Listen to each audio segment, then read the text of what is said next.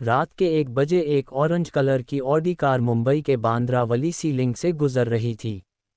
गाड़ी के अंदर 2 जवान लड़कियां बैठी थी। एक गाड़ी चला रही थी तो दूसरी उसकी बगल वाली पैसेंजर सीट पर बैठी हुई थी।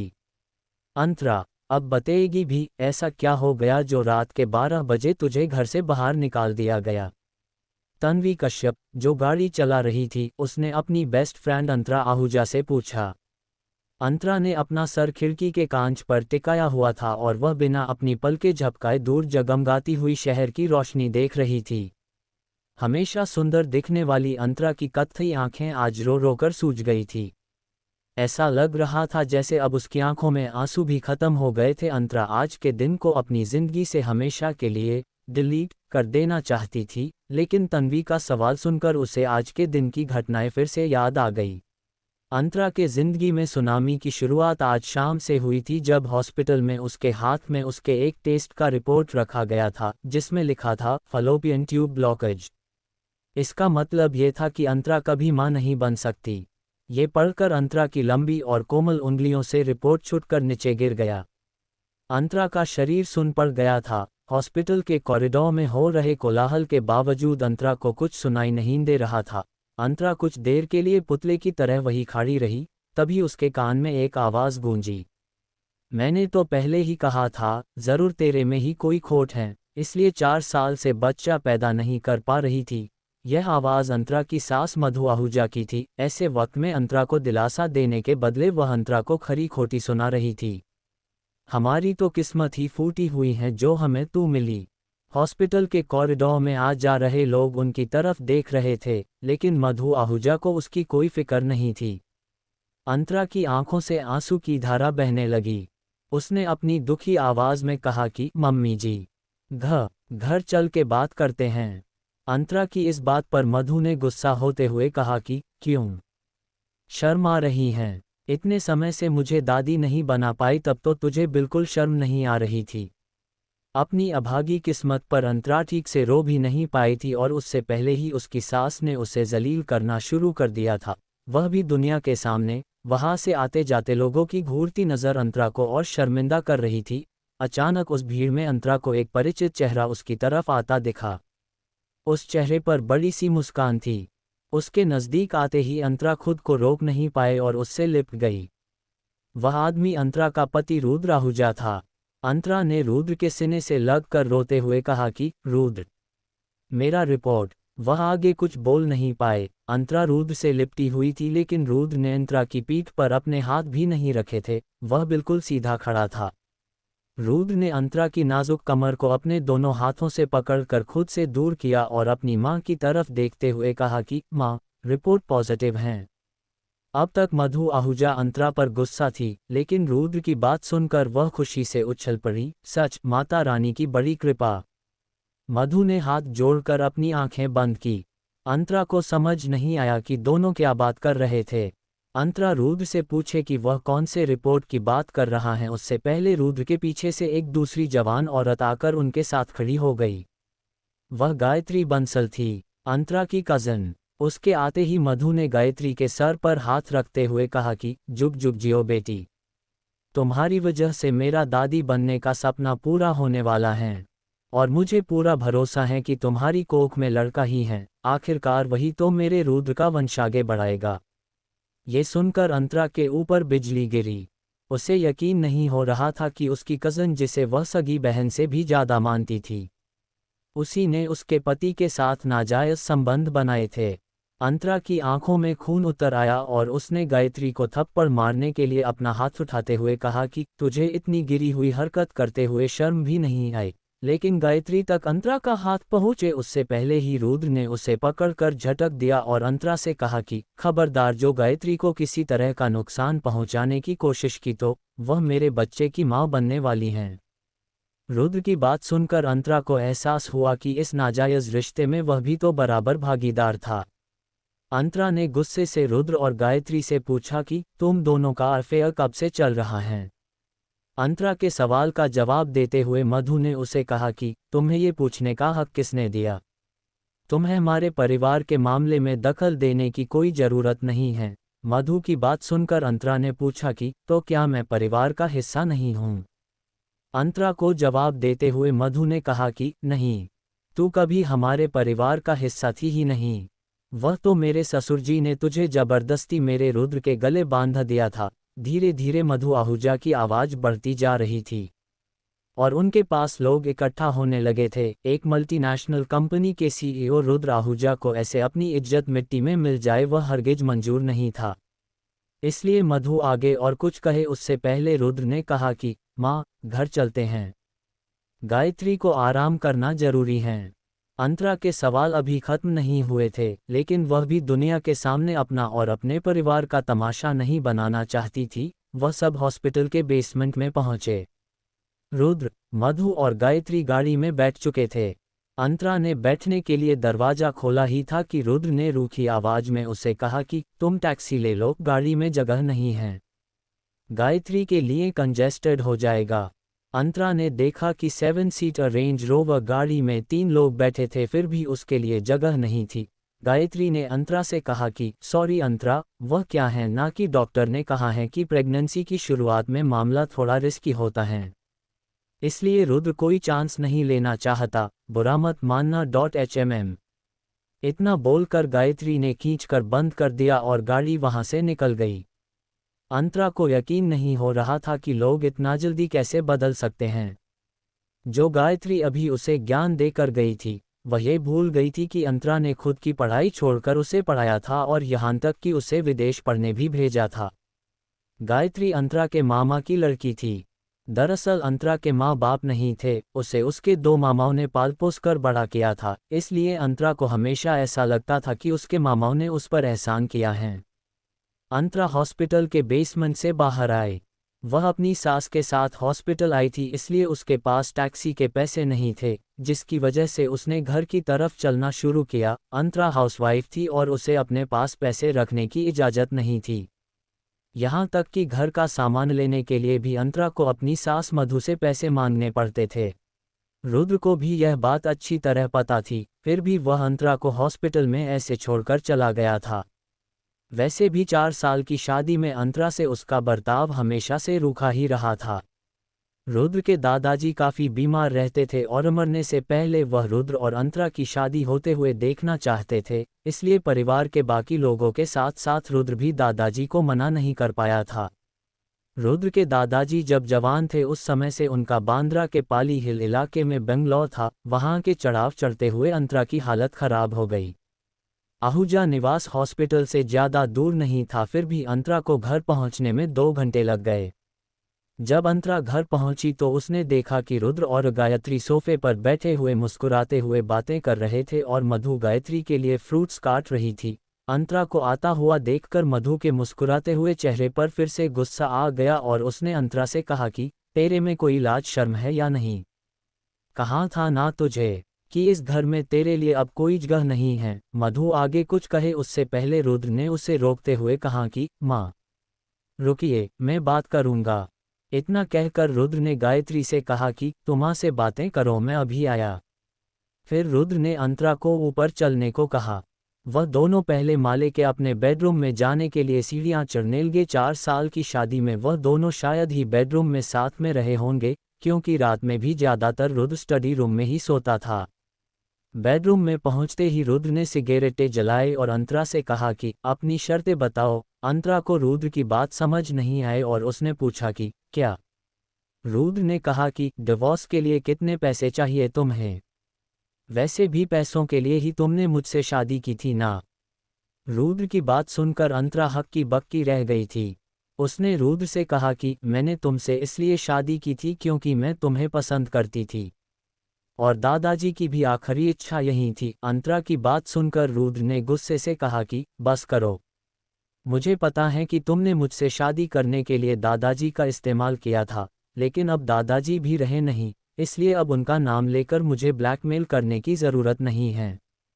तुम बस बताओ कि तुम्हें कितना पैसा चाहिए। अंतरा को यकीन नहीं आ रहा था कि उसकी शादी खत्म होने जा रही थी। रुद्र की बातें सुनकर उसकी आंखों से आंसू निकल तो रहे थे, लेकिन बह नहीं पा रहे थे, मानो उसकी आंखों में ही जम गए थे।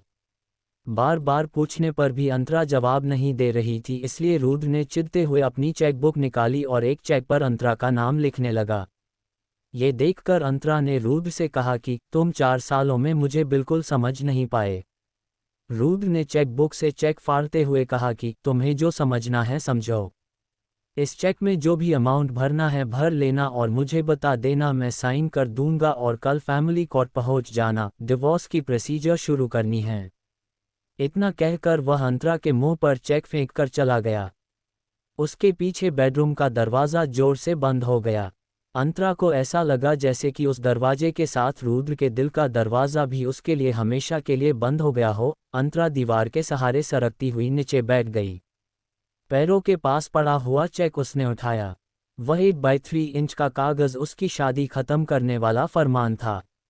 अंतरा ने उसे गुस्से से फाड़ दिया। अभी तक रुके हुए उसके आंसू अब बहने लगे थे। वह फुट फुट कर रोने लगी, मानो जैसे एक पल में उसकी पूरी जिंदगी बिखरते हुए देख रही हो। कुछ देर बाद दरवाज़ा खुलने की आवाज़ आई। हालांकि अंतरा की पीठ दरवाजे की तरफ थी। उसने दरवाजे की आवाज़ सुनते ही जल्दी से अपने आंसू पोंछ लिए। उसे लगा कि रुद्र आया होगा। वह रुद्र से IVF ट्रीटमेंट के बारे में बात करना चाहती थी। वह रुद्र के साथ रहने के लिए कुछ भी करने को तैयार थी। लेकिन जैसे ही वह मुड़ी कि उसने देखा कि वहां पर गायत्री आई हुई थी। अंतरा ने उसे कहा कि तुम यहाँ से चली जाओ, मुझे तुमसे कोई बात नहीं करनी। अंतरा को जवाब देते हुए गायत्री ने कहा कि मुझे तो रुद्र ने आराम करने के लिए यहाँ भेजा है। उसने कहा कि अब से यह बेडरूम उसका और मेरा है। तुमसे डिवोर्स होते ही वह मुझसे शादी कर लेगा। गायत्री की बात सुनकर अंतरा हैरानी से उसकी तरफ देखने लगी। देखने में तो वह बिल्कुल पहले वाली गायत्री थी, लेकिन रवैये और स्वभाव से ऐसा लग रहा था कि वह कोई और ही है। गायत्री ने अंतरा से कहा कि इसमें इतना हैरान होने वाली क्या बात है अंतरा, न तुम्हारे परिवार का कोई ठिकाना है, न ही ढंग से पढ़ी लिखी हो। तुम कभी भी रुद्र के लायक थी ही नहीं, इसलिए तुम्हारा जल्द से जल्द रुद्र से अलग हो जाना ही सही है। गायत्री को जवाब में अंतरा ने कहा कि भले ही मैं जैसी भी हूँ, लेकिन जब तक डिवोर्स नहीं हो जाता तब तक मैं रुद्र की पत्नी ही कहलाओगी, और तुम चाहे कितनी भी पढ़ी लिखी हो आखिर तो रुद्र की रखैल ही कहलाओगी। अंतरा का ताना सुनकर गायत्री ने मुस्कुराते हुए कहा कि एक वक्त था कि हम दोनों चौल में रहते थे, आज हम पाली हिल के इस बुनगो में हैं, लेकिन तुम्हारी जबान अब भी वही चौल वाली हैं। ऊपर के कमरे में माहौल गरमाया हुआ था, लेकिन उस बात का नीचे बैठे रुद्र और उसकी मां मधु को पता नहीं था। तभी अचानक उन्हें ऊपर से किसी की दर्द भरी चीख सुनाई दी।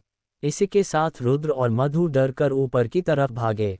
रुद्र के जाने के बाद बेडरूम में गायत्री आई थी। अंतरा और गायत्री में बहस हो रही थी। अंतरा ने जब गायत्री को रुद्र की रखैल कहा तो गायत्री ने भी जवाब में अंतरा को चौल वाली कहा था। अंतरा ने गायत्री से कहा कि तुम शायद भूल रही हो कि इस चौल वाली की वजह से ही तुम विदेश जाकर पढ़ पाई हो। अंतरा को जवाब देते हुए गायत्री ने कहा, तुम खुद ये चाहती थी कि मैं अब्रॉड जाकर पढ़ूं, उसके लिए मैंने तुम्हारे गले पर कोई छुरा नहीं रखा था।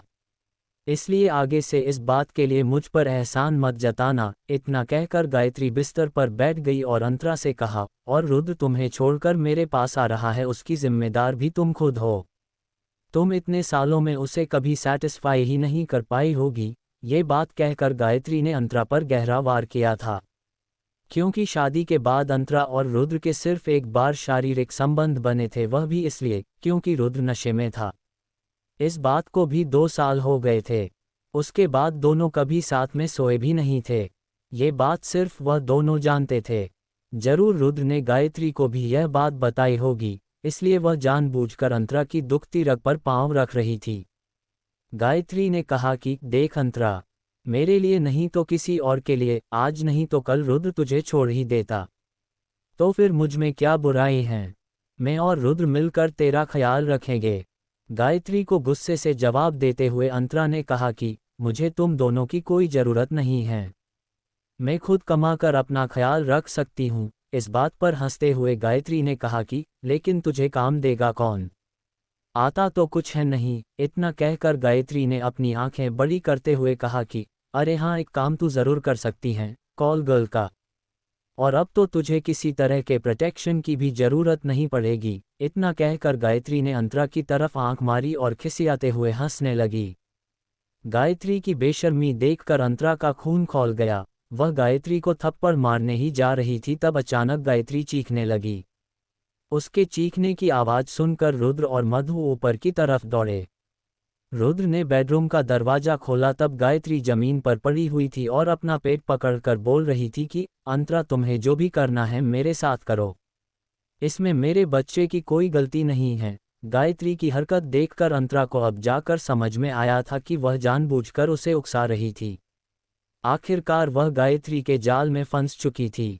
गायत्री ने रोते हुए कहा कि रुद्र, मेरे पेट में बहुत दर्द हो रहा है, कहीं हमारे बच्चे को कुछ हो न जाए। ये देखकर मधु आग बबूला हो गई और अंतरा की तरफ जाते हुए कहा कि कमीनी, तेरी इतनी हिम्मत कि तूने आहूजा खानदान के होने वाले वारिस को नुकसान पहुंचाने की कोशिश की। मैं तुझे जिंदा नहीं छोड़ूंगी। ये कहते हुए मधु ने अंतरा को 2 थप्पड़ लगा दिए। रुद्र ने मधु को रोकते हुए कहा कि माँ, पहले नीचे से प्लीज़ मेरा फ़ोन लेकर आओ, एम्बुलेंस बुलानी पड़ेगी, रिस्क नहीं ले सकते। रुद्र की बात सुनकर मधु अंतरा को कोसते हुए कमरे के बाहर गई और सीढ़ियाँ उतरने लगी। 2 तमाचे पड़ने की वजह से अंतरा के लंबे चेहरे के दोनों तरफ मधु की मोटी उंगलियों से लाल निशान बन गए थे। अंतरा ने देखा कि गायत्री को संभालते हुए रुद्र गुस्से से उसकी तरफ देख रहा था। रुद्र ने अंतरा को धमकी देते हुए कहा कि अगर मेरे बच्चे को कुछ हुआ न तो तुझे छोड़ूंगा नहीं। अंतरा ने जवाब में कहा कि उसे कुछ नहीं होगा, क्योंकि मैंने गायत्री को हाथ भी नहीं लगाया। लेकिन तुम कहाँ मेरी बात पर भरोसा करने वाले हो? रुद्र ने अंतरा से कहा कि तुमने भरोसा करने लायक कुछ छोड़ा है। ये सब होने के कुछ ही देर बाद एम्बुलेंस आ गई। वार्ड बॉयज और रुद्र मिलकर गायत्री को एम्बुलेंस के अंदर ले जा रहे थे और दूसरी तरफ मधु ने अंतरा का हाथ पकड़कर उसे घर से बाहर निकालने के लिए अंतरा को जोर से धक्का दिया, जिसकी वजह से अंतरा जमीन पर गिर गई और उसके साथ ही अंतरा का सामान भी घर के बाहर फेंका गया। घर के दरवाजे पर खड़ी मधु ने अंतरा से कहा कि आज के बाद अपनी मनहूस शक्ल हमें कभी मत दिखाना। एक तरफ एम्बुलेंस का दरवाज़ा बंद हुआ और दूसरी तरफ मधु ने घर का दरवाज़ा बंद किया। अंतरा धीरे से खड़ी हुई। बाहर की मिट्टी गीली होने की वजह से उसके कपड़े खराब हो गए थे।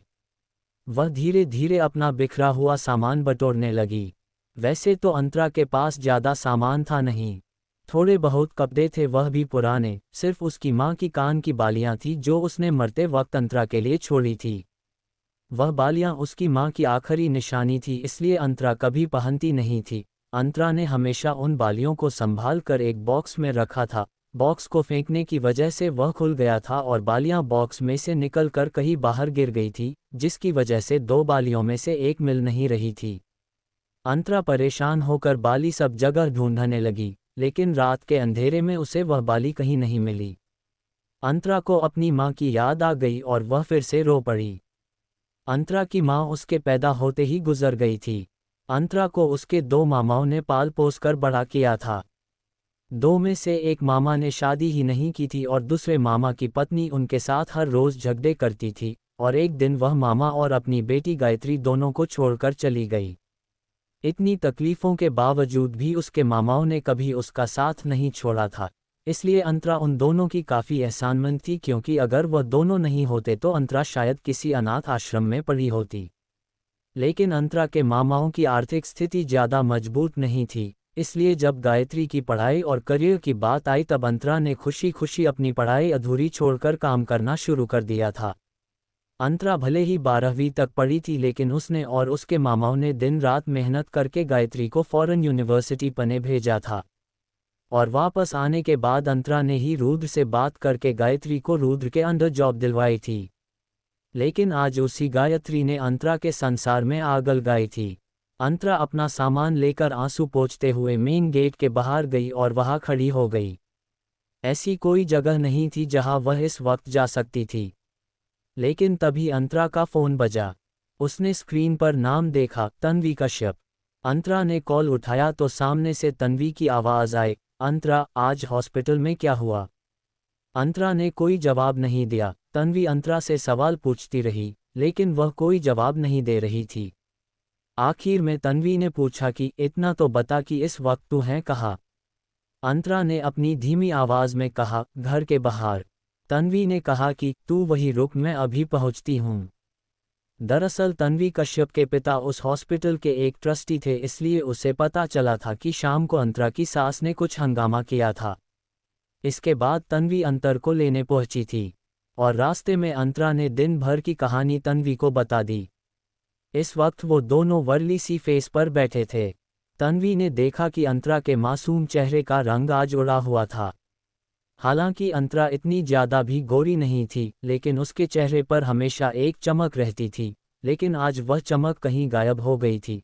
अंतरा के साथ आज जो हुआ वह सुनकर तन्वी गुस्से से तिलमिला उठी और उसने खड़े होते हुए कहा कि वह लोग अपने आप को समझते क्या हैं, तू चल मेरे साथ पुलिस स्टेशन। भी उनकी अकल ठिकाने लगाती हूँ, लेकिन अंतरा ने उसका हाथ पकड़ते हुए कहा कि छोड़ यार, मुझे किसी की कोई कंप्लेंट नहीं करनी। तन्वी ने अंतरा से कहा कि मैंने तुझे कितना समझाया था कि रुद्र तेरे लिए ठीक नहीं है, लेकिन तू नहीं मानी और उससे शादी कर ली। तन्वी की बात सुनकर अंतरा ने खुद पर हंसते हुए कहा कि हाँ, इसीलिए शायद मेरी यह हालत हो गई है। तन्वी ने अंतरा के कंधों पर हाथ रखते हुए कहा कि अरे यार, मेरा वह मतलब नहीं था। मैं तो। तन्वी अपनी बात पूरी करे उससे पहले अंतरा ने कहा कि मैं जानती हूं कि तू कभी मेरे बारे में गलत नहीं सोच सकती, लेकिन अब मुझे इस बारे में और कोई बात नहीं करनी। तन्वी ने अंतरा से पूछा कि तूने कुछ खाया। उसके जवाब में अंतरा ने हल्के से अपना सर नाक में हिलाया।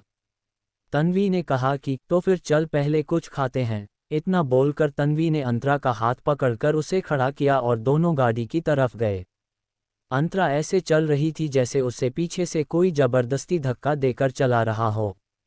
दोनों गाड़ी में बैठे और वहां से निकल गए। होटल सहारा के पोर्च में तन्वी और अंतरा गाड़ी से उतरे और तन्वी ने गाड़ी को वैलेट पार्किंग के लिए दे दी। दरवान ने उन दोनों को वेलकम किया और उनके लिए दरवाज़ा खोला। तन्वी और अंतरा के अंदर जाते ही दरवान ने अपने आसपास देखकर चेक किया कि वहां कोई और तो मौजूद नहीं है, और फिर तुरंत अपना फ़ोन निकाला और किसी को कॉल किया। तन्वी इस होटल में अक्सर आती थी, इसलिए वह अंतरा को अपने रेगुलर टेबल पर ले गई। तन्वी ने मेन्यू अंतरा की तरफ सरकाया और पूछा क्या खाएगी। अंतरा ने उसे कहा कि मुझे भूख नहीं है, मुझे ड्रिंक करना है। तन्वी ने अंतरा के मूड को देखते हुए उसे मना नहीं किया और कहा कि ठीक है, लेकिन थोड़ा सा ही, और उसके बाद तुझे कुछ खाना पड़ेगा, ठीक है। अंतरा ने हाँ में अपना सर हिलाया। उसके बाद तन्वी ने वाइन ऑर्डर की। 5 स्टार होटल के डाइनिंग हॉल में धीमे से पियानो म्यूजिक बज रहा था, जो कि आमतौर पर मन को शांति देता है, लेकिन अंतरा के चेहरे को देखकर तन्वी को समझ आ रहा था कि अभी भी उसके अंदर तांडव चल रहा था। तन्वी ने अंतरा को दिलासा देते हुए कहा कि ज्यादा मत सोच, सब ठीक हो जाएगा, और रहने खाने का तो बिल्कुल टेंशन ही मत ले, तू मेरे साथ मेरे ही घर में रहेगी। तन्वी को पता था कि अंतरा के पास रहने का कोई ठिकाना नहीं था। तन्वी की बात सुनकर अंतरा ने कहा कि कितने दिन रुकूंगी तेरे घर, बता। तन्वी ने दलील करते हुए कहा कि अरे कितने भी दिन हो जाए क्या फर्क पड़ता है, जब तेरे रहने का इंतज़ाम हो जाए तब चली जाना। अंतरा जवाब में तन्वी से कहती है कि मुझे पता है कि तू मेरी क्या करती है और दिल से ये सब कह रही हैं, लेकिन मैं तेरे घर नहीं रह सकती, और तू टेंशन मत ले, मैं अपना देख लूँगी। तन्वी आगे कुछ कहे उससे पहले वेटर उनका ऑर्डर लेकर आ गया। अंतरा ने सीधी वाइन की बोतल ही उठा ली और वो सीधा उसी में से वाइन पीने लगी। वाइन के बड़े बड़े घूंट अंतरा की लंबी गर्दन से नीचे सरक रहे थे। तन्वी ने अंतरा को रोकते हुए कहा कि अरे अंतरा, क्या कर रही हैं? मैंने पहले ही कहा था कि तू कम पिएगी। एक तो तू वैसे ही ड्रिंक नहीं करती, इसलिए हजम नहीं कर पाएगी। तभी अंतरा ने बोतल टेबल पर रखी और कहा कि मैं ठीक हूँ। उसने ये कहा तो था, लेकिन उसकी कत्थई आंखों से फिर से आंसू की धारा बहने लगी। कुछ ही देर में अंतरा को नशा चढ़ने लगा। तन्वी के पापा बहुत बड़े बिजनेसमैन थे। उनकी कंपनी के इंडिया के बाहर के एसोसिएट्स अक्सर मुंबई आते जाते रहते थे, इसलिए उनकी कंपनी के नाम से एक स्वीट हमेशा होटल सहारा में रिजर्व्ड रहता था। तन्वी ने होटल स्टाफ को बुलाया और अंतरा की तरफ इशारा करते हुए कहा कि इन्हें room no 604 Pulse note that room no should be pronounced in Hindi only में पहुंचा 2। इतना कहकर उसने अंतरा से कहा कि तूने बहुत ज़्यादा पी ली है, स्टाफ में से कोई तुझे ऊपर रूम में पहुंचा देगा। तू ऊपर मेरा वेट कर, मैं तेरे लिए कैश विदड्रॉ करके आती हूँ। साथ में एस्प्रिन ले आऊंगी, तुझे ज़रूर हैंगओवर होने वाला है। अंतरा की बादाम के आकार की आंखों पर जैसे कोई वजन रखा हो वैसे बंद हो रही थी। तन्वी ने जो भी कहा था उसमें से उसे कुछ समझ नहीं आया था। फिर भी उसने हाँ मैं अपना सर हिलाया। एक वेटर ने अंतरा को सहारा देकर उठाया और उसे डाइनिंग हॉल के एंट्रांस की तरफ धीरे धीरे ले जाने लगा। तन्वी भी वहां से बाहर निकली। होटल के एंट्रांस पर उसी दरवान ने दरवाज़ा खोला और थैंक यू मैम कहा। जैसे ही तन्वी वहां से निकली कि फिर से उसने किसी को कॉल किया। दूसरी तरफ अंतरा को और नशा चढ़ गया था। उसे कभी धुंधला दिख रहा था तो कभी थोड़ा साफ। वेटर ने उसे कमरे में ले जाकर बेड पर लेटाया और वहां से चला गया। कमरे में बहुत कम रोशनी थी और अब तक अंतरा को फुल ऑन नशा चढ़ चुका था। अंतरा ने जैसे ही उस अंधेरे कमरे में नज़र घुमाई तो अचानक से उसे बेड के किनारे पर रुद्र बैठा दिखा। ये देखकर उसके चेहरे पर मुस्कान आ गई। अंतरा धीरे से उठी और रुद्र को किस करने लगी और फिर धीरे धीरे बात आगे बढ़ने लगी। लेकिन जिसे अंतरा रुद्र समझ रही थी वह दरअसल कोई और आदमी था। तभी अचानक से अंतरा को भी इस बात का एहसास हुआ। वह एकदम घबरा गई और उसने तुरंत उस आदमी को खुद से दूर करते हुए पूछा, कौन हो तुम? अंदर कैसे आए? होटल सहारा का वेटर अंतरा को रूम में छोड़कर गया था। उस कमरे में एक आदमी था। अंतरा काफ़ी नशे में होने के कारण उसने उसे रुद्र समझकर वो उसके साथ शारीरिक संबंध बनाने जा रही थी। लेकिन बाद में उसे एहसास हुआ कि वह कोई अनजान आदमी है। इसलिए अंतरा उसे खुद से दूर करने लगी और उसने उस आदमी से पूछा कि कौन हो तुम? अंदर कैसे आए? लेकिन उस आदमी ने अंतरा के कान के पास आकर कहा कि तुम्हारे साथ हुई हर नाइंसाफ़ी का मैं बदला लूँगा और तुम्हें तुम्हारा हक वापस दिलवाऊँगा। बस तुम मेरे साथ रहो। नशे में होने के बावजूद भी अंतरा को इतना समझ आया कि वह आवाज़ बहुत मोहक थी। वह आवाज़ उसके कानों में गूंजती रही। जब अंतरा की नींद खुली तब सुबह हो चुकी थी लेकिन सूरज नहीं निकला था। उसने देखा कि वह स्वीट के बेडरूम में अकेली थी। अंतरा बैठ गई और उसने अपना सर पकड़ लिया। हैंगओवर की वजह से उसका सर बहुत दर्द कर रहा था। रात को क्या हुआ था उसे धुंधला धुंधला सा याद था कि कोई आदमी उसके कमरे में था और उन दोनों के बीच शायद सेक्स हुआ था। लेकिन फिर अंतरा ने सोचा कि ये ज़रूर उसका सपना होगा, क्योंकि उसे खुद पर यकीन था कि वह चाहे कितनी भी नशे में हो, किसी अनजान आदमी के साथ सेक्स तो दूर की बात है, वह उसे छुएगी भी नहीं। अंतरा ने देखा कि उसने कपड़े भी बराबर पहने थे। अगर ऐसा कुछ हुआ होता तो कोई उसे वापस कपड़े थोड़ी पहनाता। अंतरा ने टाइम देखने के लिए अपना फ़ोन निकाला। उसमें तन्वी के 45 मिस्ड कॉल्स थे। उसने तुरंत उसे कॉल बैक किया। तुरंत ही सामने से तन्वी की चिंतित आवाज़ आई, अंतरा यार तू कहाँ है? अंतरा ने कहा कि होटल के कमरे में। तन्वी ने कहा कि जल्दी से रूम 9 चेक करके बता। कुछ देर बाद दूर बेल बजी। अंतरा ने स्वीट का मैं दूर खोला। बाहर तन्वी के साथ होटल का मैनेजर और सिक्योरिटी हेड थे। अंतरा को देखकर तन्वी ने होटल स्टाफ से कहा कि हाँ यही हैं। अंतरा को समझ नहीं आया कि मामला क्या है। होटल स्टाफ के जाने के बाद अंतरा और तन्वी बेडरूम में आए तो तन्वी ने बेड पर गिरते हुए कहा कि पता है मैं पूरी रात तुझे ढूंढ ढूंढ कर पागल हो गई। ये कहते हुए तन्वी ने अंगड़ाई ली। अंतरा ने अपना सर पकड़ते हुए कहा कि लेकिन हम दोनों तो साथ ही थे ना, फिर शायद तू कहीं जाने के लिए कह रही थी ना। तन्वी ने अंतरा से कहा कि मतलब तुझे कुछ याद ही नहीं। उसके बाद तन्वी ने अपने पर्स से एस्प्रिन निकालते हुए कहा कि पहले ये ले फिर बताती हूँ क्या हुआ। अंतरा ने एस्प्रिन ली। उसके बाद तन्वी ने कहा कि मैं तेरे लिए कैश लाने अटम गई थी और होटल स्टाफ को तुझे रूम 9 604 में ले जाने कहा था, जो मेरे पापा की कंपनी के लिए रिजर्व्ड रहता है। लेकिन उन लोगों ने डाइनिंग हॉल में हो रहे शोर की वजह से 604 के बदले 607 समझा और तुझे यहाँ लाकर रख दिया। और जो वेटर तुझे यहाँ छोड़कर गया था उसकी शिफ्ट खत्म हो गई थी, इसलिए वह भी चला गया और उसका फ़ोन भी बंद आ रहा था। ऊपर से होटल के सीसीटीवी को भी कल ही खराब होना था। तुझे इतने कॉल किए पर तू उठा ही नहीं रही थी। अब इतने बड़े होटल में तुझे कहाँ ढूंढती। तन्वी की बात सुनकर अंतरा ने कहा कि फ़ोन शायद साइलेंट मोड पर था। इसके बाद अंतरा ने तुरंत फ़ोन को रिंगिंग मोड पर डाला। तन्वी ने कहा कि अभी बस मैं पुलिस के पास ही जाने वाली थी तब तेरा कॉल आया। तन्वी की बात सुनकर अंतरा ने कहा कि सॉरी यार, मेरी वजह से तू परेशान हो गई। तन्वी ने कहा कि कम ऑन, इसमें तेरी क्या गलती है। तन्वी आगे कुछ कहे उससे पहले अंतरा का फ़ोन बजा। अंतरा ने देखा तो स्क्रीन पर रुद्र फ्लैश हो रहा था। अंतरा ने कॉल आंसर किया। सामने से रुद्र की गुस्सैल आवाज़ आई, कहाँ हो तुम। जवाब में अंतरा ने कहा कि तुम्हें कब से मेरी इतनी फिक्र होने लगी। अंतरा को भी अब रुद्र से प्यार से बात करने का मन नहीं था। रुद्र ने कहा कि मुझे तुमसे बात करने का कोई शौक नहीं है, मैंने बस इसलिए कॉल किया था कि आज दोपहर 12 बजे फैमिली कोर्ट आ जाना। एक बार हम डिवोर्स फाइल कर दे, उसके बाद तुम्हें जिसके साथ अपना मुंह काला करवाना हो करवाना। रुद्र की बात सुनकर अंतरा की आवाज़ ऊंची हो गई, क्या बकवास कर रहे हो। रुद्र ने ताना मारते हुए कहा कि माँ ने कल रात तुम्हें ऑरेंज कलर की गाड़ी में बैठते देखा था।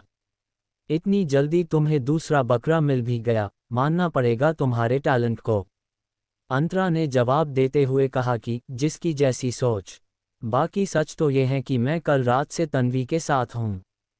तुम्हें मानना है तो मानो वरना भाड़ में जाओ। इतना कहकर अंतरा ने गुस्से में फ़ोन काट दिया।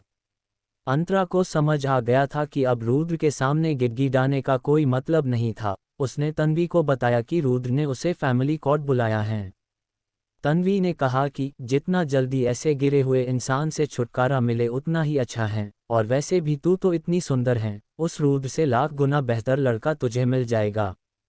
इतना कहकर तन्वी उठी और उबासी लेते हुए आगे अंतरा से कहा कि अब मैं घर जाकर थोड़ा सोती हूँ, तुझे कुछ भी ज़रूरत पड़े तो मुझे कॉल करना। अंतरा ने जवाब में कहा कि हाँ हाँ, तू टेंशन मत ले, घर जाकर आराम से सो जा। जाने से पहले अंतरा के बहुत मना करने के बावजूद तन्वी एटीएम से निकाला हुआ कैश उसे देकर गई। दूसरी तरफ हॉस्पिटल वार्ड में रुद्र अपने फ़ोन की ब्लैंक स्क्रीन को देख रहा था। आज पहली बार अंतरा ने उसका कॉल काटने की हिम्मत की थी। बेड पर लेटी हुए गायत्री ने रुद्र का हाथ पकड़कर झूठी चिंता दिखाते हुए पूछा कि अंतरा ठीक तो है ना। रुद्र ने अपना फ़ोन जेब में रखते हुए कहा कि ठीक ही होगी। उसने कहा तन्वी उसके साथ हैं। ये सुनकर गायत्री ने चैन की सांस लेते हुए कहा कि चलो अच्छा है, अंतरा भी ठीक है और हमारा बच्चा भी। रुद्र, अगर हमारे बच्चे को कुछ हो जाता तो मैं तो जी नहीं पाती। बच्चे की बात सुनकर रुद्र का मूड ठीक हो गया।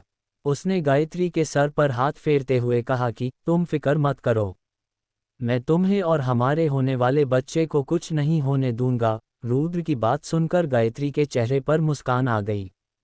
उसके बाद कुछ सोचते हुए उसने रुद्र से कहा कि मैं जानती हूँ कि हम दोनों के रिश्ते की वजह से अंतरा को बहुत बड़ा धक्का लगा है, इसलिए अगर गुस्से में वह कुछ उल्टा सीधा बोल दे तो प्लीज़ उसे माफ़ कर देना। आखिरकार आज मैं जो कुछ भी हूँ वह अंतरा की वजह से हूँ। रुद्र ने उसे दिलासा देते हुए कहा कि हाँ हाँ ठीक है, लेकिन तुम अभी यह सब फिक्र छोड़ो और आराम करो। मैं डॉक्टर से मिलकर आता हूँ, अगर सब ठीक है तो हम घर जाने के लिए निकल जाते हैं। इतना कहकर रुद्र वार्ड रूम के बाहर निकला। उसके बाहर जाते ही गायत्री तुरंत ही बेड से उठी और साइड टेबल पर पड़ा अपना फ़ोन उठाकर एक नंबर डायल किया। सामने से कॉल आंसर होते ही गायत्री ने इरिटेट होते हुए पूछा कि अब तक फ़ोटोज़ क्यों नहीं आए। फ़ोन के दूसरी तरफ एक आदमी था। उसने भी गुस्से से गायत्री कहा कि बिना लड़की के फ़ोटो कहाँ से भेजूं। वह आदमी होटल सहारा के रूम 9/602 में बैठा था और उसके साथ और 9 लोग थे। उस आदमी ने गायत्री से कहा कि हम लोग रात भर ढूंढते रहे लेकिन तुमने बोला था वह लड़की हमें पूरी होटल में नहीं मिली। ये सुनकर गायत्री थोड़ा हैरान हो गई। गायत्री को पता था कि अंतरा की खास दोस्त तन्वी अक्सर होटल सहारा में जाती हैं, इसलिए उसने काफ़ी दिन पहले से होटल के दरवान को पैसे देकर खरीद लिया था, ताकि अगली बार जब भी तन्वी वहां आए तब वह उसे कॉल करके बता दे। दरअसल गायत्री तन्वी का गैंग रेप करवाकर उसके फोटोज लेकर अंतरा को ब्लैकमेल करना चाहती थी ताकि वह जल्द से जल्द रुद्र को डिवोर्स दे दे और फिर गायत्री रुद्र से शादी कर ले। लेकिन पिछली रात को जब दरवान ने बताया कि होटल पर तन्वी के साथ एक और भी लड़की आई थी तो वह समझ गई थी कि वह अंतरा ही होगी। और जब दरवान ने उसे फिर से कॉल करके ये बताया कि अंतरा को अकेला छोड़कर तन्वी होटल से चली गई तब गायत्री काफ़ी उत्साहित हो गई थी कि यह तो सोने पे सुहागा हो गया। उसने तुरंत प्लान चेंज किया और रूम 9602 में बैठे अपने आदमियों को अंतरा की फ़ोटो भेजी और वही चीज़ अंतरा के साथ करने को कहा जो वह तन्वी के साथ करने वाले थे। लेकिन अंतरा उन लोगों को मिली ही नहीं। ये जानकर गायत्री सोच में पड़ गई कि अंतरा कहाँ गायब हो गई होगी। वह ये सब सोच रही थी तब सामने वाले आदमी ने कहा कि मैडम, आपने बोला था कि खूबसूरत लड़की मिलेगी, इसलिए मैंने अपने साथियों को मुफ्त में ये काम करने के लिए मनाया था, लेकिन लड़की तो आई ही नहीं, इसलिए अब सब लोग मुझे गलियां रहे हैं। अब या तो हमें दूसरी लड़की दो या तो डबल पैसे दो, वरना तुम्हारे होने वाले पति को सब बता दूंगा। उस आदमी की धमकी सुनकर गायत्री ने गुस्से से कहा कि हाँ हाँ समझ गई, कुछ करती हूँ, रुको। इतना बोलकर उसने फ़ोन काट दिया। गायत्री को पता था कि वह लोग छटे हुए बदमाश थे, वह लोग कुछ भी कर सकते थे, लेकिन वह उन्हें पैसे तो देने से रही। उसने फैसला किया कि वह अंतरा का पता लगाकर उन बदमाशों को बता देगी। अंतरा एक बार बच गई थी, लेकिन दूसरी बार कहाँ से बचेगी। अब तक सूरज निकल चुका था। सुबह के सूरज की हल्की रोशनी स्वीट 9607 के लिविंग रूम की विशाल खिड़की से अंदर आ रही थी।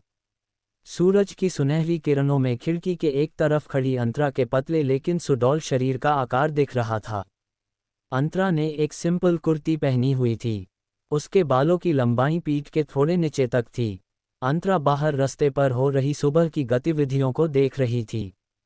वह सोच रही थी कि रास्ते से गुजर रहे हर एक इंसान को पता था कि वह कहाँ जा रहा था, क्या कर रहा था, लेकिन अंतरा को खुद का पता नहीं था कि अब उसे क्या करना है। तब तक उसके फ़ोन पर एक टेक्स्ट मैसेज आया। अंतरा ने फ़ोन उठाकर देखा तो वह कोई अननोन नंबर था। अंतरा ने मैसेज खोला तो उसमें लिखा था कि रूम नंबर 602 में 10 लोग हैं जो तुम्हारे साथ कुछ गलत करना चाहते हैं, और उन लोगों को गायत्री ने भेजा है। ये पढ़कर अंतरा हक्की बक्की रह गई।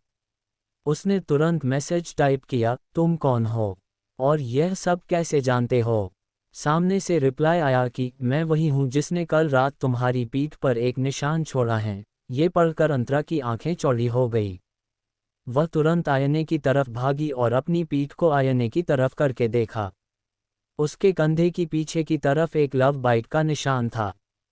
इसका मतलब यह था कि पिछली रात जो कुछ भी हुआ वह सपना नहीं बल्कि हकीकत थी। अंतरा ने एक अनजान आदमी के साथ शारीरिक संबंध बनाए थे। इस बात का एहसास होते ही अंतरा कांप उठी।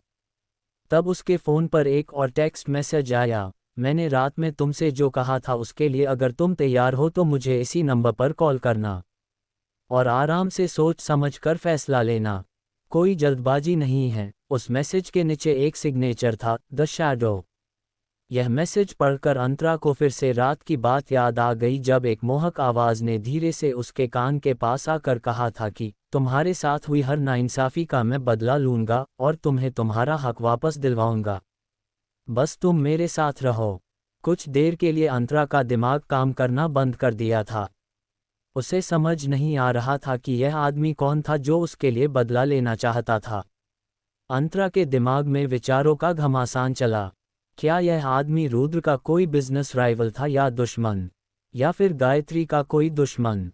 लेकिन अगर वह आदमी रुद्र या गायत्री का कोई दुश्मन भी होता तो वह उसके साथ फिजिकल क्यों हुआ था? अंतरा के पास न पैसे थे, न ही वह दिखने में ज़्यादा सुंदर थी। अंतरा को कुछ समझ नहीं आ रहा था। तब फिर से एक टेक्स्ट आया, तुम्हारे वॉलेट में एक डेबिट कार्ड रखा है, उसका पिन 9394 है, उस अकाउंट में 5 लाख रुपए हैं, कम पड़े तो मुझे बता देना, मैं और पैसे ट्रांसफ़र कर दूंगा। यह मैसेज पढ़कर अंतरा हक्की बक्की रह गई। उसे समझ नहीं आ रहा था कि चल क्या रहा था। यह आदमी उसे एक के बाद एक झटके दे रहा था। अंतरा जवाब देने के लिए कुछ टाइप करने लगी, लेकिन फिर उसे ख्याल आया कि इस नंबर पर सीधा कॉल करके उस आदमी से बात करनी चाहिए। शायद आवाज़ से उसे पता चल जाए कि यह रहस्यमय आदमी कौन है। अंतरा ने टाइप किया हुआ मैसेज डिलीट किया और उस नंबर पर कॉल लगाया। सामने रिंग बज रही थी और इस तरफ अंतरा बेसब्री से कॉल रिसीव होने का इंतज़ार कर रही थी। आखिर कौन था वह रहस्यमय आदमी? वह अंतरा की मदद क्यों करना चाहता था? क्या वह उसका कोई दोस्त था? क्या अंतरा उसकी मदद लेगी? अंतरा को लगा था कि वह नशे में थी, इसलिए उसने सपना देखा था कि उसने किसी अनजान आदमी के साथ शारीरिक संबंध बनाए थे। लेकिन अगले दिन सुबह अंतरा के फ़ोन पर अननोन नंबर से मैसेज आया कि गायत्री ने कुछ लोगों को तुम्हारा गैंग रेप करने के लिए भेजा है जो रूम 9602 में हैं। और फिर एक के बाद एक मैसेजेस आने लगे जिससे ये साबित हो गया कि वह आदमी पिछली रात वाकई में अंतरा के साथ उस कमरे में मौजूद था। उसके हर एक मैसेज के नीचे द शैडो नाम का सिग्नेचर था। आखिर में जब एक मैसेज आया कि अंतरा के वॉलेट में उसने एक डेबिट कार्ड रखा है और उस अकाउंट में 5 लाख रुपए हैं, तब अंतरा ने सीधा उस नंबर पर कॉल किया। अंतरा को लगा कि शायद आवाज़ से वह पहचान जाए कि वह रहस्यमय आदमी कौन है। अंतरा को बहुत गुस्सा आ रहा था। कुछ सेकंड्स में ही कॉल कनेक्ट हो गया। सामने की तरफ कॉल रिसीव होते ही एक धीमी आवाज़ आई, हाय अंतरा, मैं जानता हूं कि 5 लाख बहुत कम है, लेकिन मैं जल्द ही उस अकाउंट में और पैसे ट्रांसफ़र कर दूंगा। उस आदमी की आवाज़ इतनी आकर्षक थी कि अंतरा कुछ सेकंड्स के लिए भूल गई कि उसे क्या कहना था, लेकिन तुरंत ही उसने खुद को संभाला और कहा कि मिस्टर शैडो, आप जो कोई भी हो, 2 बातें आप अच्छी तरह से समझ लो। पहली यह कि कल रात मैं नशे में थी, इसलिए हमारे बीच जो कुछ भी हुआ वह गलती से हुआ, इसलिए उसे वन नाइट स्टैंड समझना। और दूसरी बात यह कि भले ही मेरे पास पैसे नहीं हैं, लेकिन मेरा ज़मीर अब तक मरा नहीं है। आप मेरी मदद करना चाहते हो, इसके लिए थैंक यू, मगर मुझे आपके पैसे नहीं चाहिए। मिस्टर शैडो ने अंतरा से कहा कि तुम जल्दबाजी कर रही हो। मैंने कहा था सोच समझ कर फैसला लेना। अंतरा ने तुरंत जवाब दिया, मैंने सोच लिया है। अंतरा का जवाब सुनकर मिस्टर शैडो ने दबी हुई हंसी के साथ कहा कि तुमने नहीं सोचा है। मुझे अस्वीकार करने के लिए इतनी उतावली मत हो अंतरा। जितना तुम खुद को भी नहीं जानती उससे ज़्यादा अच्छे से मैं तुम्हें जानता हूँ। मिस्टर शैडो की यह बात सुनकर अंतरा ने गुस्से से कहा कि मैंने कहा ना, मुझे आपके पैसे नहीं चाहिए। इतना बोलकर अंतरा ने फ़ोन काट दिया। अंतरा ने बहुत कोशिश की, लेकिन ऐसा कोई उसे याद नहीं आया जिसकी आवाज़ मिस्टर शैडो से मिलती हो। तब तक उसका फ़ोन बजा। स्क्रीन पर कोई लैंडलाइन नंबर था। अंतरा ने कॉल आंसर किया तो सामने से आवाज़ आई, मिसेस आहूजा, आपके मामा सीरियस हैं, आप जल्दी से हॉस्पिटल आ जाए। ये सुनकर अंतरा की आंखें चौड़ी हो गई। लाइफ केयर हॉस्पिटल के गेट के सामने एक टैक्सी आकर रुकी। अंतरा ने पैसे चुकाए और भागती हुई हॉस्पिटल के अंदर गई। अंतरा जब अंदर पहुंची तब उसके मामा को ऑपरेशन रूम में ले जा चुके थे। ऑपरेशन थिएटर के बाहर टेबल पर बैठी हुई नर्स के पास जाकर अंतरा ने चिंतित आवाज़ में पूछा कि excuse me sister, Mukund Bansal मेरे मामा हैं, क्या हुआ है उनको? नर्स ने जवाब देते हुए कहा कि वैसे तो उनकी कंडीशन स्टेबल थी, लेकिन सुबह उन्हें एक कॉल आया था, उसके बाद उनका ब्लड प्रेशर अचानक से बहुत लो हो गया। पर आप चिंता मत कीजिए, डॉक्टर उन्हें बचाने की पूरी कोशिश कर रहे हैं। ये सुनकर अंतरा का जी घबराने लगा। मुकुंद बंसल गायत्री के पिता और अंतरा के बड़े मामा थे। उन्हें एक हार्ट अटैक पहले भी आ चुका था। हालांकि उसके बाद वह दवाई ले रहे थे, लेकिन फिर भी उनकी तबीयत नादुरुस्त रहती थी। मुकुंद बंसल ने बचपन से अंतरा को माँ बाप दोनों का प्यार दिया था। अंतरा की आंखों में आंसू उभरने लगे। तब तक ऑपरेशन थिएटर का दरवाज़ा खुला और एक डॉक्टर बाहर आए। उनके सफ़ेद कोट पर खून के निशान थे। डॉक्टर ने बाहर बैठी नर्स से पूछा कि पेशेंट के रिलेटिव आए। नर्स ने अंतरा की तरफ इशारा किया। अंतरा ने डॉक्टर के पास जाकर पूछा कि सर, मेरे मामा ठीक तो हैं ना? डॉक्टर ने अंतरा से कहा कि उनकी हालत बहुत नाजुक है, हमें जल्द से जल्द उनको ऑपरेट करना पड़ेगा, अब और इंतज़ार नहीं कर सकते। अंतरा ने कहा, क्या आप अब तक इंतज़ार कर रहे थे? लेकिन किस बात का? डॉक्टर ने अंतरा से कहा कि आप तुरंत 3 लाख रुपये जमा करवा दीजिए ताकि ऑपरेशन जल्द से जल्द शुरू हो सके। अंतरा ने कहा कि सर, आप कैसी बात कर रहे हैं? मैं कहाँ भागने वाली थी? ऑपरेशन के बाद मैं पैसे जमा कर देती। जिसके जवाब में डॉक्टर ने कहा कि सॉरी, हम बिना एडवांस पेमेंट के किसी भी तरह की ट्रीटमेंट नहीं कर सकते। ये हॉस्पिटल की पॉलिसी के खिलाफ है। अंतरा के पास इतनी बड़ी रकम तो थी नहीं, उसे समझ नहीं आ रहा था कि वह क्या करे। आज सुबह ही अंतरा ने फैसला किया था कि वह रुद्र से अब कभी बात नहीं करेगी, लेकिन अब उसके मामा की जिंदगी का सवाल था, इसलिए उसके पास रुद्र के सामने हाथ फैलाने के अलावा और कोई चारा नहीं था। अंतरा ने अपने आत्मसम्मान का गला घोंटकर रुद्र का नंबर डायल किया। 8-10 घंटियां बजने के बाद सामने से रुद्र की आवाज़ आई, क्या बात है? जिस तरह सुबह तुमने मेरा कॉल काटा था, मुझे तो लगा था कि तुम कभी मुझसे बात नहीं करोगी, लेकिन लगता है डिवोर्स लेने के लिए तुम भी मेरे जितनी ही उतावली हो।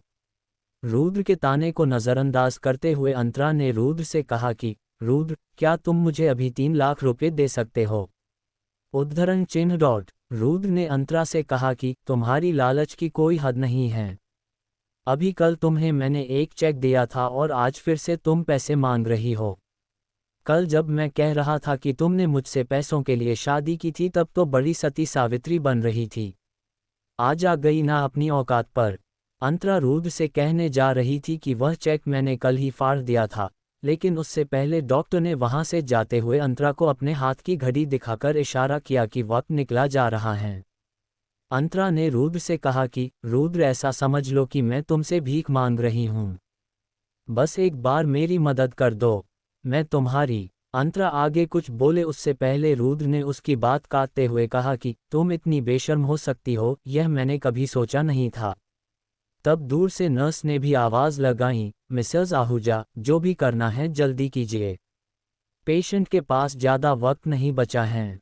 अंतरा ने रुद्र से गिड़गिड़ाते हुए कहा कि रुद्र, तुम्हें मुझे जो कहना है, जितनी गालियां देनी है दे दो, लेकिन अगर मैंने 3 लाख रुपए जमा नहीं करवाए तो मेरे मामा मर जाएंगे। मैंने आज तक तुमसे कुछ नहीं मांगा, बस इस बार मेरी मदद कर दो, आगे से मैं कभी तुमसे कुछ नहीं मांगूंगी। प्लीज़ मुझे 3 लाख रुपए दे दो। ये कहते हुए अंतरा रो पड़ी। सामने से आवाज़ आए, अब बस भी करो। यह आवाज़ रुद्र की नहीं बल्कि गायत्री की थी। अंतरा ने उससे पूछा, रुद्र कहाँ गया? उसे फ़ोन दो, मुझे तुमसे कोई बात नहीं करनी। गायत्री ने अंतरा से कहा कि रुद्र ने खुद मुझे अपना फ़ोन दिया है और कहा है कि वह तुमसे डिवोर्स के अलावा किसी और सिलसिले में बात नहीं करना चाहता। अंतरा ने गायत्री से कहा कि तुम्हें पता भी है क्या हुआ है? मामा हॉस्पिटल। अंतरा आगे बोले उससे पहले उसकी बात गायत्री ने पूरी करते हुए कहा कि हॉस्पिटल में हैं, सीरियस हैं और उनकी सर्जरी के लिए तुम्हें पैसों की ज़रूरत है, यही ना? अंतरा ने गायत्री के सामने भी गिड़गिड़ाते हुए कहा कि प्लीज़ तुम रुद्र को मनाओ कि वह मुझे 3 लाख रुपए दे। मैं वादा करती हूँ कि धीरे धीरे करके मैं पूरे पैसे लौटा दूंगी। गायत्री ने अंतरा से कहा कि अगर रुद्र अपनी मर्जी से पैसे देने को राजी होता तब भी मैं उसे देने नहीं देती, क्योंकि मैंने ही तुम्हारे मामा, मतलब कि मेरे पूज्य पिताजी को सुबह कॉल करके बताया था कि तुम कल रात किसी गैर मर्द के साथ सोई थी। इतनी सी बात पर बुढ़ा सीधा ऑपरेशन थिएटर में जाकर गिरा। इतना कहकर गायत्री ने बेशर्मों की तरह हंसते हुए फ़ोन काट दिया। दूसरी तरफ अंतरा को अपने कानों पर यकीन नहीं हो रहा था कि एक बेटी अपने सगे बाप के साथ ऐसा कैसे कर सकती हैं। अंतरा गुस्से से कांप रही थी। उसे ऐसा लग रहा था कि उसने और उसके दोनों मामा ने इंसान को नहीं बल्कि सांप को पाला था। मिसेस आहूजा, आपको ऑपरेशन करवाना है या नहीं ये बता दो। नर्स की आवाज़ से अंतरा अपने ख्यालों से बाहर आए। अंतरा अब बहुत तनाव में आ गई थी। तब उसके फ़ोन पर एक मैसेज आया, तुमने कुछ सोचा? नीचे लिखा था द शैडो। ये पढ़ने के बाद अंतरा ने ज़्यादा न सोचते हुए फैसला लिया और अपने वॉलेट में मिस्टर शैडो ने रखा हुआ डेबिट कार्ड निकाला और नर्स से पूछा कि पेमेंट कहाँ करना है। पेमेंट होने के तुरंत बाद अंतरा के मामा की सर्जरी शुरू हुई। अंतरा ऑपरेशन थिएटर के बाहर खड़ी थी। उसने मिस्टर शैडो को रिप्लाई किया, मैं तैयार हूँ। मिस्टर शैडो का रिप्लाई आया, ठीक है, आज रात को 9 बजे मैं ठीक उसी जगह तुम्हारा इंतज़ार करूँगा। होटल सहारा, रूम 9, 607। अंतरा को खुद पर ही हंसी आ गई कि आखिर उसने खुद को बेच ही दिया। ऑपरेशन काफ़ी लंबे समय तक चला, लेकिन अंतरा वहाँ से हिली तक नहीं। 12 बजे अंतरा के फ़ोन पर रुद्र का कॉल आया और उसने कहा कि मैं फैमिली कोर्ट के बाहर खड़ा हूँ, तुम कहाँ पहुँची? अंतरा ने जवाब देते हुए कहा कि मैं नहीं आ सकती। ये सुनकर रुद्र को गुस्सा आ गया और उसने कहा कि तुम अपनी बात से मुकर रही हो। अंतरा ने कहा कि नहीं, मैं भी जल्द से जल्द तुमसे छुटकारा चाहती हूँ। रुद्र ने कहा कि फिर जल्दी आओ, मेरे पास ज़्यादा वक्त नहीं है। अंतरा ने जवाब में कहा कि मैं भी तुम पर अपना वक्त बर्बाद करना नहीं चाहती। मेरे मामा का ऑपरेशन चल रहा है, इसलिए अभी मैं नहीं आ सकती, जैसे ही वह थोड़े स्टेबल हो जाएंगे, मैं तुम्हें बता दूंगी। रुद्र ने कहा कि मैंने पैसे देने से मना कर दिया, इसलिए अब ये पैंतरा आजमा रही हो। वाह! अंतरा ने गुस्से से कहा कि बिल्कुल नहीं। तुम्हारे सड़े हुए पैसे सिर्फ तुम्हारी उस रखेल को ही हजम होंगे। ये बोलकर अंतरा ने फ़ोन काट दिया और स्विच ऑफ कर दिया। अंतरा के मामा का ऑपरेशन शाम तक चला। डॉक्टर ने बाहर आकर अंतरा से कहा कि अब वह खतरे से बाहर हैं। सुबह से शाम तक ऑपरेशन थिएटर के बाहर खड़ी अंतरा बेंच पर बैठ गई और उसने डॉक्टर का शुक्रिया अदा किया। कुछ देर बाद अंतरा के मामा मुकुंद को वापस वार्ड में शिफ्ट किया गया। अभी भी उनके शरीर से अलग अलग इंस्ट्रूमेंट्स के वायर जुड़े हुए थे। उनको होश आते ही सामने अंतरा दिखी। उनकी आंखों से आंसू बहने लगे। उन्होंने अंतरा से कहा कि बेटा, एक बार कह दे कि गायत्री ने जो कहा वह झूठ था, कह दे कि तू किसी गैरमर्द। वह आगे कुछ बोल नहीं पाए। अंतरा ने आज तक उनसे कभी झूठ नहीं कहा था। अंतरा की खामोशी से वह समझ गए और उन्होंने कहा कि इतनी बड़ी गलती कैसे कर सकती हैं तू मेरी बच्ची। अंतरा ने अपने मामा को समझाते हुए कहा कि मामा, आप जैसा समझ रहे हैं वैसा कुछ नहीं है, आप अभी स्ट्रेस मत लीजिए। मुकुंद ने अपने आंसू पोंछते हुए अंतरा से पूछा कि क्या रुद्र को इस बारे में पता है? इस बात का जवाब तो अंतरा के पास भी नहीं था। अंतरा ने मुकुंद से कहा कि शायद उसे नहीं पता मामा। मुकुंद ने अंतरा से कहा कि आगे से ध्यान रखना बेटा, भगवान न करे ऐसी किसी गलती की वजह से अगर तेरी शादी टूटी तो मरने के बाद मैं तेरी माँ से क्या कहूँगा? उद्धरण चिन्ह डॉट। मुकुंद ने अपनी बात पूरी की ही थी तब वार्ड का दरवाज़ा खुलने की आवाज़ आई। अंतरा ने उस तरफ देखा तो रुद्र वहाँ आया था। रुद्र ने अपने सनग्लासेस उतारते हुए रुखी नज़र से अंतरा को देखा और फिर मुकुंद की तरफ देखते हुए कहा कि अब कैसी तबीयत है आपकी? उद्धरण चिन्ह डॉट। रुद्र को देखकर मुकुंद ने खुश होते हुए कहा कि अरे रुद्र बेटा, आओ आओ बैठो। इतना कहकर मुकुंद ने आगे अंतरा से कहा कि अंतरा बेटा, रुद्र कितना बिजी रहता है, ऑपरेशन के बारे में उसे बताने की क्या ज़रूरत थी? खामखा उसका काम डिस्टर्ब हुआ होगा। तब तक गायत्री भी वार्ड के अंदर आए। रुद्र ने मुकुंद से सीधे कह दिया कि अंतरा ने मुझे यहाँ आने के लिए नहीं कहा था, मैं तो गायत्री के लिए आया हूँ।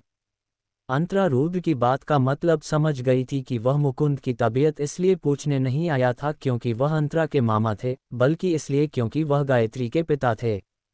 रुद्र की बात सुनकर मुकुंद को भी थोड़ा अजीब लगा। मुकुंद ने रुद्र और गायत्री की तरफ देखकर पूछा कि गायत्री के लिए आए हो मतलब? गायत्री ने मुकुंद से कहा कि पापा, आपकी तबीयत पूछने के साथ साथ एक और बात भी आपको बतानी थी, इसीलिए हम दोनों यहाँ आए हैं। इतना बोलकर गायत्री ने अंतरा की तरफ शैतानी नज़र से देखा। अंतरा एक धड़कन चूक गई। उसे समझ आ गया था कि गायत्री क्या बताने जा रही थी। अगर गायत्री ने पिछले 48 घंटे में जो कुछ हुआ वह अपने मामा को बता दिया तो वह जिंदा नहीं रह पाएंगे। अंतरा को समझ नहीं आ रहा था कि वह गायत्री को कैसे रोके। रुद्र और गायत्री से भीख मांगने के बाद भी उन लोगों ने अंतरा को पैसे नहीं दिए थे, इसलिए मजबूरी में मिस्टर शैडो ने दिए हुए पैसों से अंतरा को अपने मामा के इमरजेंसी ऑपरेशन का पेमेंट करना पड़ा था। ऑपरेशन होने के बाद अंतरा के मामा खतरे से बाहर हो गए थे और उन्हें वार्ड में शिफ्ट किया गया था। वार्ड में अंतरा और मुकुंद बात कर रहे थे तब रुद्र और गायत्री भी वहां पर आए थे। गायत्री वहां पर आई तब से अंतरा की धड़कनें तेज होने लगी थी, क्योंकि सुबह गायत्री ने ही उसके पापा को कॉल करके ये बताया था कि अंतरा ने किसी गैर मर्द के साथ रात गुजारी है, इसी वजह से मुकुंद की तबीयत खराब हुई थी। पापा, आपकी तबीयत पूछने के साथ साथ एक और बात भी आपको बतानी थी, इसीलिए हम दोनों यहाँ आए हैं। ये बोलकर गायत्री ने शैतानी नज़र से अंतरा की तरफ देखा था। अंतरा को समझ आ गया था कि वह क्या बताने जा रही थी। अगर गायत्री ने पिछले 48 घंटे में उन सब के बीच जो कुछ हुआ है वह बता दिया तो उसके मामा ये सदमा सह नहीं पाएंगे। अंतरा ने गायत्री की तरफ देखकर अपना सर हल्का सा ना में हिलाते हुए उसे इशारा किया कि कुछ मत बोलना। लेकिन गायत्री कहाँ उसकी बात मानने वाली थी। गायत्री ने मुकुंद से कहा कि पापा, दरअसल रुद्र अब मेरे जीजाजी नहीं रहे, वह मेरे। गायत्री अपनी बात पूरी करे उससे पहले अंतरा ने उसकी बात पूरी करते हुए कहा कि रुद्र अब गायत्री के बॉस भी हैं। उन्हीं की कंपनी में गायत्री जॉब कर रही है ना। रुद्र उसके काम की बहुत तारीफ करता है। ये सुनकर मुकुंद काफ़ी खुश हुए और कहा कि चलो अच्छा है, गायत्री की पढ़ाई के लिए हमने जो मुश्किलों का सामना किया उसका अब मीठा फल मिल रहा है।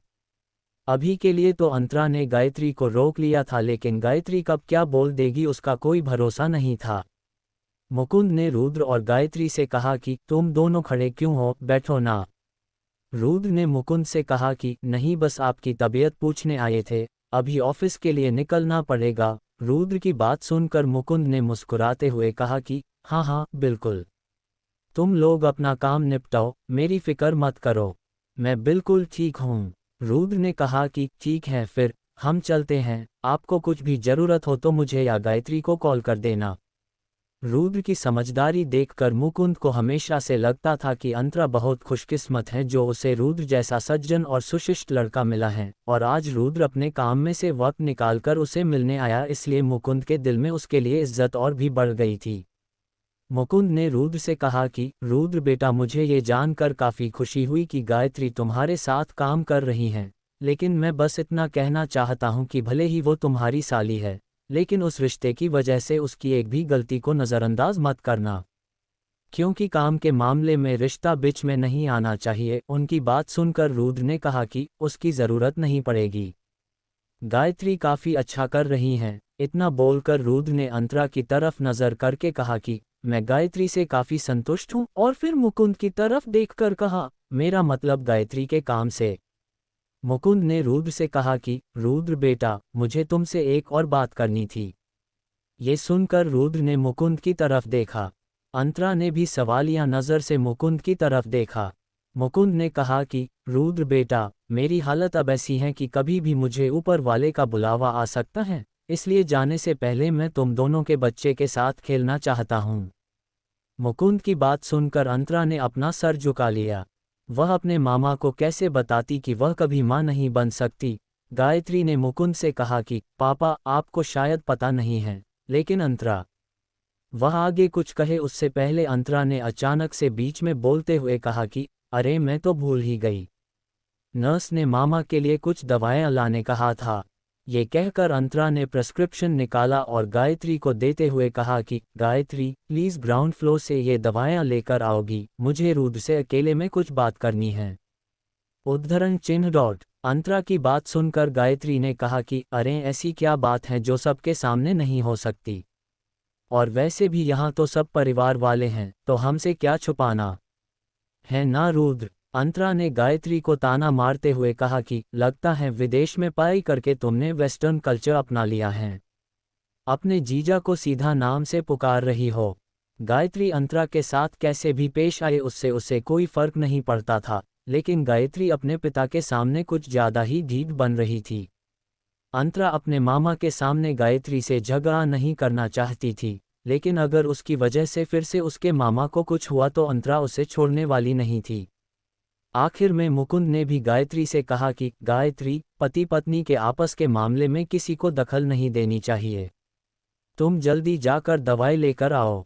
मुकुंद की बात सुनकर गायत्री कुछ कहना चाहती थी, लेकिन उसने देखा कि रुद्र को इस बात से कोई एतराज़ नहीं था, इसलिए वह मुंह बनाते हुए दवाई लाने के लिए निकली। उसके जाने के बाद अंतरा ने राहत की सांस ली और फिर रुद्र से कहा कि थोड़ी देर के लिए बाहर चलोगे, कुछ बात करनी है। रुद्र ने हल्के से अपना सर हाँ में हिलाया। अंतरा ने मुकुंद से कहा कि मामा, मैं अभी आई। मुकुंद ने कहा कि हाँ हाँ बेटा, आराम से, कोई जल्दी नहीं है, और हाँ, साथ में फैमिली प्लानिंग की भी बात कर लेना। ये बोलकर मुकुंद हंसने लगे। उनकी बात सुनकर अंतरा शर्मिंदा हो गई। रुद्र भी अपनी नज़रें चुराते हुए बाहर निकला। अंतरा उसके पीछे बाहर निकली। अंतरा रुद्र को कॉरिडोर से होते हुए फायर एग्जिट की सीढ़ियों के पास ले गई और दरवाज़ा बंद किया। रुद्र अपने हाथ मोड़कर अपना कंधा दीवार पर टेक कर खड़ा था। उसने हमेशा की तरह अपनी रुखी आवाज़ में कहा कि बताओ क्या बात करनी है तुम्हें। अंतरा ने देखा कि रुद्र की आंखों में उसके साथ बात करने का कोई उत्साह नहीं था। अंतरा ने रुद्र को जवाब देते हुए कहा कि मामा की आज ही सर्जरी हुई है और तुमने देखा कि अभी भी उनकी हालत बहुत नाजुक है।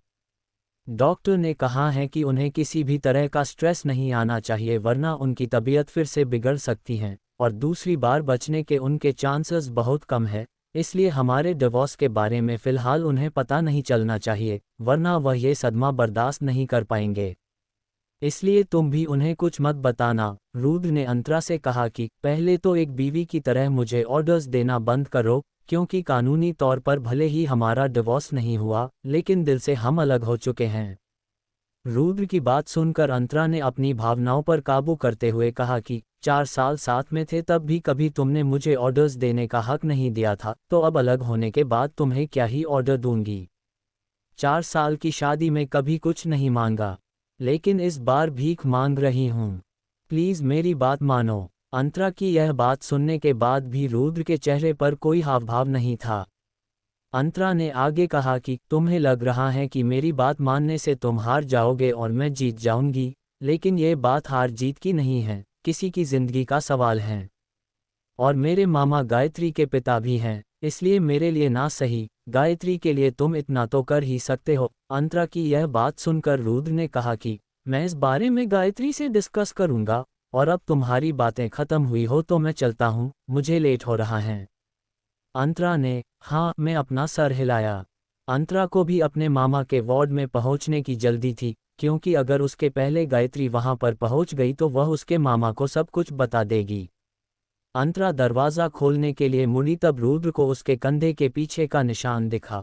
उसने अंतरा को रोकते हुए कहा कि 1 मिनट, तुम्हारी पीठ पर यह निशान। ये सुनकर अंतरा का दिल कांप उठा।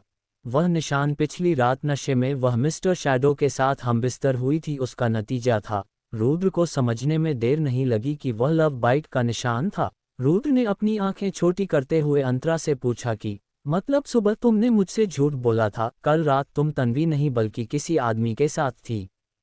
उद्धरण चिन्ह डॉट। अंतरा को रुद्र का सवाल बहुत ही बेतुका लगा। रुद्र अब गायत्री के साथ था और अभी थोड़ी देर पहले उसने खुद कहा था कि वह अंतरा को अपने दिल से निकाल चुका है, तो अंतरा किसी और के साथ क्यों नहीं हो सकती थी। डॉट। रुद्र ने गुस्से से कहा कि हमारा डिवोर्स होने से पहले तुमने रंगलियां मनानी शुरू कर दी। अंतरा ने जवाब देते हुए कहा कि वह बस एक एक्सीडेंट था, लेकिन मुझे तुम्हें कोई सफाई नहीं देनी है। एक बार मामा ठीक हो जाए तो हम डिवोर्स की प्रोसीजर पूरी कर लेंगे, उसके बाद ना तुम्हें मेरी शक्ल देखनी पड़ेगी ना मुझे तुम्हारी। इतना कहकर अंतरा वहां से निकलने के लिए मुड़ी, लेकिन रुद्र ने उसके कंधे पकड़कर दीवार की तरफ धक्का दिया और पूछा कि बताओ कौन है वह आदमी। उद्धरण चिन्ह डॉट। रुद्र की चौड़ी हथेलियों ने अंतरा के पतले कंधों को दबोचा हुआ था, जिससे उसे दर्द हो रहा था। अंतरा ने रुद्र को खुद से दूर करने की और अपने हाथों से धक्का देने की काफ़ी कोशिश की, लेकिन रुद्र की मांसल बाजुओं की ताकत के सामने अंतरा के नाजुक हाथों की क्या बिसात थी।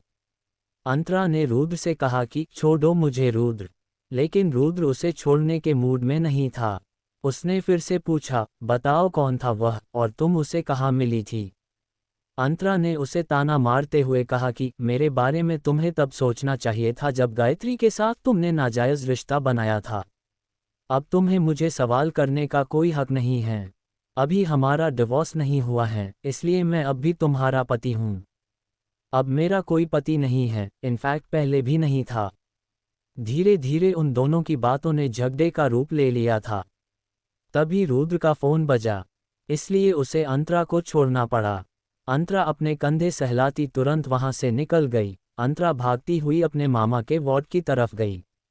उसे बस एक ही बात का डर था कि कहीं गायत्री अकेले में अपने पिता को सब बता ना दे। अंतरा ने वार्ड का दरवाज़ा खोला तो देखा कि अंदर सिर्फ उसके मामा थे। अंतरा ने उनसे पूछा कि गायत्री दवाई लेकर आ गई। मुकुंद ने अंतरा से कहा कि नहीं बेटा। ये सुनकर अंतरा ने राहत की सांस ली। उसके बाद वह मुकुंद के बेड के पास बैठी और बास्केट में पड़े फ्रूट्स में से एक सेब उठाया। मुकुंद ने उसे पूछा कि रुद्र वापस नहीं आया। अंतरा ने सेब को छिलते हुए जवाब दिया कि उसे ऑफिस से कॉल आया था तो उसे निकलना पड़ा। उसने आपसे ये बोलने के लिए कहा है कि वह बाद में आपसे मिलने ज़रूर आएगा। ये सुनकर मुकुंद के चेहरे पर मुस्कुराहट आ गई और उसने अंतरा से कहा कि बेटा तू खुशकिस्मत है जो तुझे इतना समझदार लड़का मिला है। अंतरा ने कोई जवाब नहीं दिया। असल में रुद्र कितना समझदार है वह उसे अच्छी तरह से पता था। अंतरा ने सेब छिलकर अपने मामा को दिए और कहा कि यह खा लो, उसके बाद दवाई लेनी है। तब उसे एहसास हुआ कि अब तक गायत्री दवाई नहीं लाई थी। उसने मुकुंद से कहा कि आप ये ख़त्म करो तब तक मैं दवाई लेकर आई। उसके बाद अंतरा ग्राउंड फ्लोर पर फार्मेसी पर गई। तभी अंतरा को मिस्टर शैडो का मैसेज आया कि उसने अकाउंट में और 5 लाख रुपये ट्रांसफ़र कर दिए हैं। अंतरा ने फार्मेसी में जब दवाइयों की कीमत देखी तो उसे समझ आ गया कि गायत्री ने दवाई क्यों नहीं खरीदी थी। सिर्फ एक हफ्ते की दवाइयों के बिल की रकम 24,000 थी। अंतरा दवाई लेकर वापस अपने मामा के वार्ड में गई। तब तक रात के 8 बज चुके थे। उसने अपने मामा के खाने पीने का इंतज़ाम देखा और अपने मामा से कहा कि मैं कल सुबह वापस आ जाऊंगी। उसके बाद अंतरा वहां से निकल गई। होटल सहारा के अंदर जब अंतरा दाखिल हुई तब 9 बजने में 10 मिनट बाकी थी। अंतरा ने लिफ्ट में जाकर 6 नंबर दबाया। कुछ ही देर में छठे माले पर लिफ्ट का दरवाज़ा खुला। वो बाहर निकलकर रूम 9-607 की तरफ बढ़ने लगी। अंतरा को मिस्टर शैडो कौन है ये जानने की उत्सुकता थी, लेकिन साथ में उसे हल्की घबराहट भी हो रही थी। अंतरा रूम 9-607 के बाहर आकर रुकी। उसने एक गहरी सांस ली और दरवाजे के हैंडल की तरफ हाथ बढ़ाया। उसके हाथ में हल्की सी कंपन थी। अंतरा ने धीरे से दरवाज़ा खोला और अंदर गई। अंदर पहुंचते ही उसे आवाज़ आई, हाय अंतरा। अंतरा ने देखा कि कमरे में अंधेरा था, लेकिन आकाश की हल्की रोशनी में उसे खिड़की के पास एक लंबे आदमी का आकार दिख रहा था।